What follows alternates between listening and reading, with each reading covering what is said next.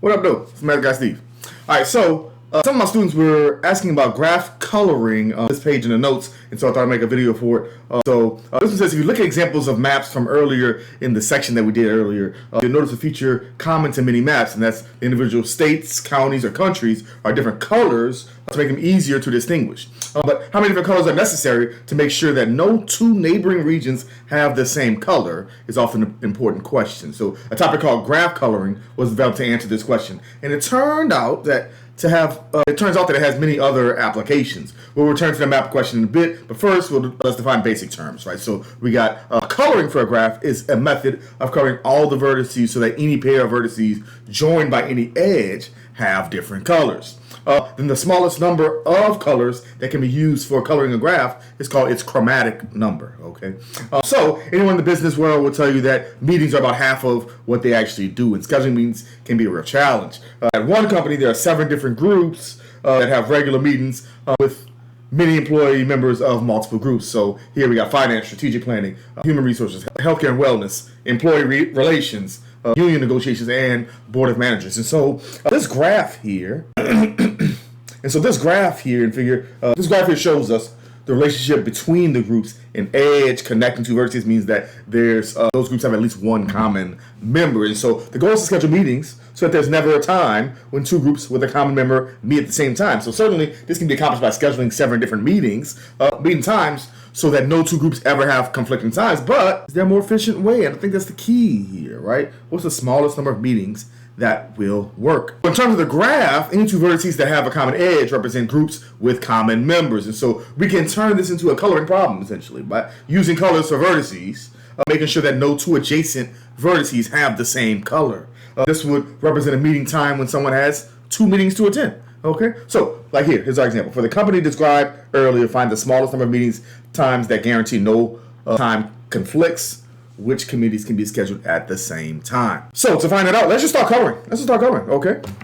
So for this one, I'll just start coloring, okay? So I'll leave my colors up here for this one. So let's say red is here, right? So if I color this one red, got it. So if I color this one red, okay. Now we know that means that red, so we start from the middle, and we know that, okay, that means that red cannot be next to red. So we need at least 2 colors now, right? And so let's go to blue. Okay, got it. So I can put blue here, right? But I can't put blue here because then blue will be next to blue. Okay, so going from this B, okay, I can't put blue here, so maybe put a third color, say, I don't know, yellow. Got it. So we know we need at least 3 colors. All right, got it. So now I got red in the middle. All right, so let's color this one blue. Got it. But then I can't put, if I go to H, I can't put blue for H because then U and H would be touching each other. And so we know we can put, okay, let's put yellow for H. Got it. Yellow for H. So we're trying to do as little colors as possible. Got it. Okay. So red here. So can I put blue for W? Sure. I can put blue for W. That works. Because it's not touching. It'd be touching the red and touching a yellow. But then what? Okay, what do I put for this E here? So I could put a yellow or I could put red. Either is fine. Okay. So this would be a version of no two adjacent letters having the same color. Okay. This is a version. Again, we could have put yellow here as well for this E. All right. So it says find the smallest number of meeting times that guarantee no time conflicts. Well, we got 3 colors, so 3. Okay. It also says which committees can be scheduled at the same time. So if this is our version, then we say, okay, got it. The red, so B and E. So say time slot 1. Time 1. Got it. B and E can be at the same time. Okay. What else? And then let's do our yellow. So time 2. We can do F, U, and W because they aren't next to each other. So F, U, and W are all at the same time. And then we can do S and H at the same time for time 3. Let's say S and H. Okay. And again, that's just based on the colors that we just talked about. Next example. So example A says applying graph coloring to maps. Got it. Use graph coloring to find the number of different colors that will be necessary to color the map in this figure so that no states with a common border are the same color. Then color the map using what you learned from your graph. So like here, okay, let's try using red. And we usually start in the middle, right? Start in the middle. So here, let's use red for Nevada. Got it. So we colored in Nevada. But then notice what Nevada's touching. It's touching California, Utah, Idaho, and Oregon. Right? So all of those have to be different colors from red. Okay, so let's say Oregon is blue. Sure. Let's let Oregon be blue. Huh? Got it. Okay, well then California would have to be a third color because it's touching Oregon and Nevada. So say yellow. Okay, let California be yellow. All right, let's see. Okay, then Utah could be blue. Sure, Utah could be blue. Again, next to Nevada, Utah could be blue. But see, now Arizona's touching California, Nevada, and Utah. So it's touching 3 different ones. So we need a 4th color. We need a 4th color. At least 4 colors, okay? So let's say this pink here, okay? Arizona be this pink. Okay, Idaho is touching a blue, a red, and a blue. So it can be yellow. Okay, so try to keep it at minimum, the minimum number of colors. And then here, Washington could be, say, red. It's touching just blue and yellow, so it could be red. But we do need at least 4 colors. And so here, the chromatic number would be 4. Okay, chromatic number here is 4. Okay, then we have some supplemental problems after that, okay? So let's try those. This one says, draw a disconnected graph with exactly 4 vertices, A, B, C, and D. Give your graph exactly 3 edges, okay? So we can say, okay, if I want to disconnect it here, let this be A, B, and C. And then it says exactly 3 edges, so, okay, I got 1 edge, 2 edge, 3 edges. And disconnect it, so let D be by itself. That's one version of this type of graph, okay? Example 15 says, draw a connected graph with exactly 6 vertices, U, V, W, X, Y, Z. Give your graph exactly 2 bridges, okay?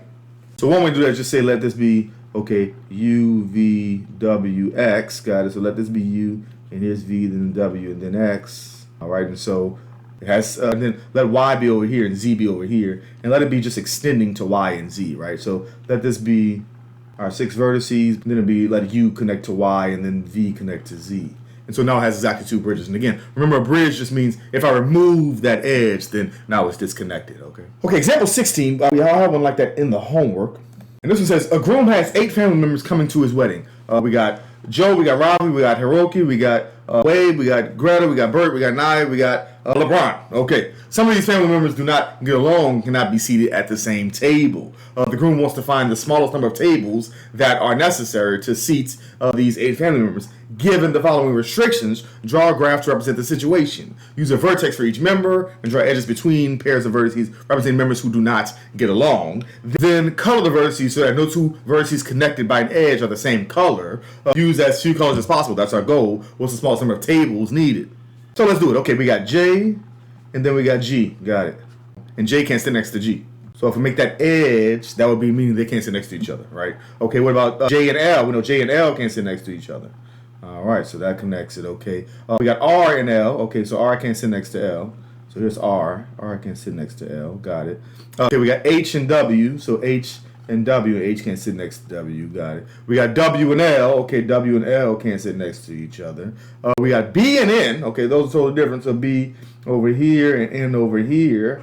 Okay, and those can't sit next to each other. And we got N and L. Okay, N and L. Those can't sit next to each other. All right.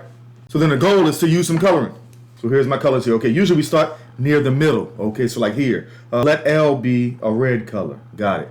Okay, well then we know anything next to it has to be a blue color. So, okay, J has to be blue. Got it. W has to be blue. R has to be blue. And L and N, right? So N has to be blue. But then, well, then the rest of them can be just red, right? Because this is a blue, so this can be red. This is a blue, so this can be red. And then this is a blue, so this can be red. God, so we don't need 2 colors here, really. It says, use as few colors as possible. What's the smallest number of tables we need? We don't need 2 colors. We only need 2 tables. So a valid seating could be, okay, all the blues sit together. Got it. So table 1, we could have J and W and N and R. And then table 2, we could have L with G with H with B. Okay. So they would need just 2 tables. All right, last one. So example 17 says, at a convention, the manager needs to run electricity to each table. In the weighted graph below, the tables are represented by vertices, labeled A through G, and the wires represented by edges. Got it. So the lengths of the wires are in feet here. And so use a minimum spanning tree to find the shortest amount of wire necessary, how much wire will be needed. So remember how we did this? We used Kruskal's algorithm, which as a reminder, I put it here, right? So remember, to construct a minimum spanning tree for a weighted graph, we first choose the edge with the lowest weight and highlight it in color. Got it. Then choose the unmarked edge with the next lowest weight, and that does not form a circuit. Remember, a circuit is kind of closed in, right? So we don't want any circuits because we need this to be a tree. A tree doesn't have circuits. It's connected, but doesn't have circuits. Okay, with the edges already highlighted, and highlight its. And then repeat this until all the vertices have been connected so that we know we have an actual tree. Also a reminder that if a tree has n number of vertices, then it has n minus 1 number of edges, right? So here I have 1, 2, 3, 4, 5, 6, 7 vertices, so I need 6 edges. Got it. So let's get to highlighting. So our first part is, okay, we start with the lowest, right? We got BG and CD. Either is fine to start with. So let's start with BG. Got it. So that would be 3, okay? Because we're trying to find the total number of wire we need at the end. And then CD, but then we say, okay, if I highlight BG, then CD, if I add it, does that create a circuit? It doesn't. Okay, so CD is fine. Got it. So add CD. Then we say, well, what's the next lowest? Okay, 4, right? So if I add DE, does that create a circuit? It doesn't. We don't have anything closed in, right? And so DE works. Okay, so that would be 4 or after. Before, after. Anyway. The next one we have is 5. Okay, this 5 here. So GD, if I add GD, would that create a circuit? No, it's still not closed in. And so we'd say, okay, GD works. GD, put a 5 there. Got it. The next part, okay, this 6 here, right? AB. So if I add AB, does that create a circuit? It doesn't. And so AB works, and so that would be 6 here, okay? We keep going. Okay, next thing we have is 7. Now, this AG would create a circuit if I added it, right? And so we don't want to add anything that creates a circuit. But if I did AF, that's fine. It doesn't create a circuit, doesn't close us in, right? And so AF works. So AF, we add another 7. Then what? Well, remember, our whole goal is to create a tree. Meaning I need to connect all of the vertices. In other words, I had 7 vertices, I only need 6 edges. These are my 6 edges. I'm good, I'm done, all right? And so we just add these up to find out the total number. So this would be our spanning tree, or a spanning tree. There's multiple different spanning trees typically. Okay, so this is a spanning tree. We just add these numbers up. So this would be what? 6, 10, that's 11, that's 21, so 28 is the number of feet of wire that we would need. All right, so if you have any questions about any of these, please let me know. Other than that, have a great rest of your day, and always remember, math is everywhere.